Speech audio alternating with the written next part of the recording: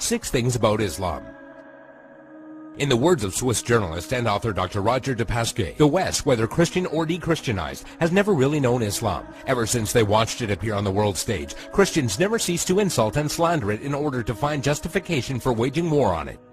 It has been subjected to grotesque distortions, the traces of which still injure the European mind. Even today, there are many Westerners from whom Islam can be reduced to 3 ideas: fanaticism, fatalism, and polygamy. Of course, there does exist a more cultivated public whose ideas about Islam are less deformed. There are still precious few who know that the word Islam signifies nothing other than submission to God. One symptom of the ignorance is the fact that the imagination of most Europeans, Allah refers to the divinity of the Muslims, not the God of the Christians and Jews. They are all surprised to hear, when one takes the trouble to explain things to them, that Allah means God, and that even Arab Christians know him by no other name. 6. Muslims and Jesus. Misconception: Muslims hate Jesus.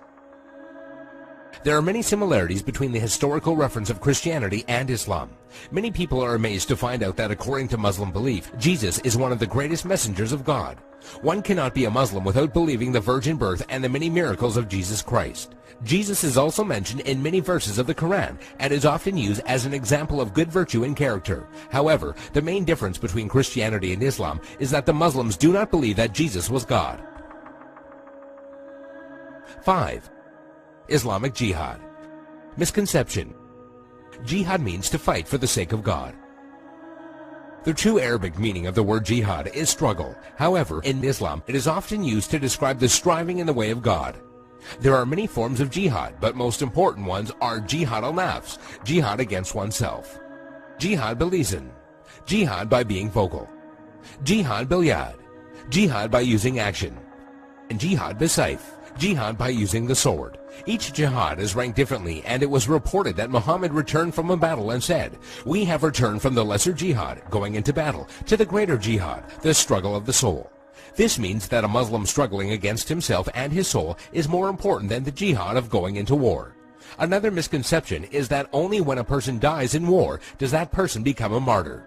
This is, however, false, and it is believed that anyone doing anything for the sake of God and is killed becomes a martyr. A person who dies while performing pilgrimage in Mecca, a woman who dies while giving birth, or even someone who dies in a car crash while he was on his way to the mosque are all considered martyrs. 4. Muslim savages. Misconception: Muslims are savages and barbaric during war. Quite the contrary. When it comes to the conduct of war, there are 8 rules that every Muslim army must obey. 1. Do not commit treachery. 2. Do not deviate from the right path. 3. Do not mutilate dead bodies. 4. Do not kill children. 5. Do not kill women. 6. Do not kill aged men. 7. Do not harm or burn trees. 8. Do not destroy buildings. During the Crusades, when Saladin defeated the Franks, he honored the defeated Frankish army and supplied them with food.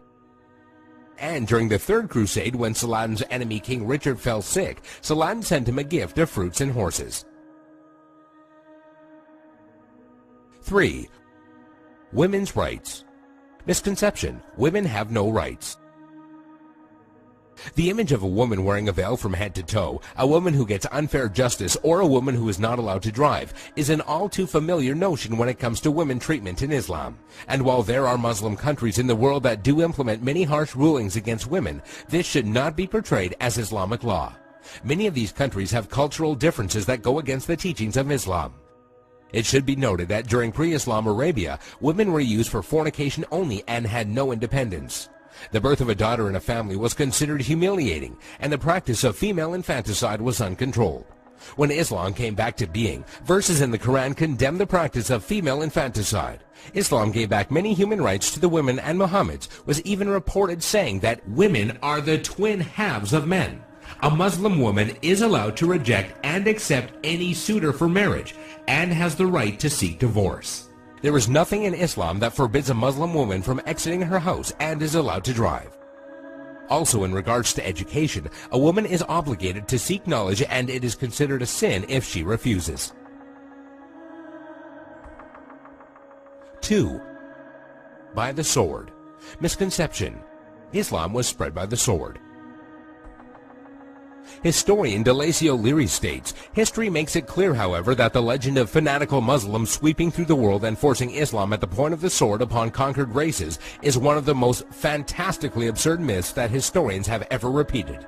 There is no record in history that shows people forced by sword point to convert to Islam. When Islam spread through countries, they would set up private churches and synagogues for the non-Muslims they were governing, and because of the good treatment they had received, they themselves would convert. If one considers the small number of Muslims who initially spread Islam to the West, all the way from Spain and Morocco into the East from India and China, one would realize that such a small group of people could not force others to be members of a religion against their will.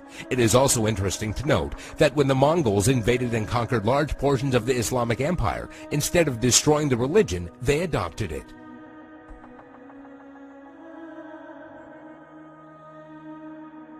One, Islamic terrorism. Misconception: Muslims are terrorists. This is by far the biggest misconception of Islam, given unfairly by stereotyping and the public image that the media gives. Has anyone else noticed how when a specific group of people attack another group of people, it is labeled as a hate crime, but when a Muslim opens fire on anybody, it is quickly regarded as terrorism? Many political dictators and officials or extremist groups use the name of Islam as a strategy to garner followers and attention when many of their practices go against the true basis of Islam. The media has also portrayed Islam as a cult or a club where if you join you become a terrorist, and that is now part of your agenda. However, all over the world people practice Islam in the true form and use it as a way of life.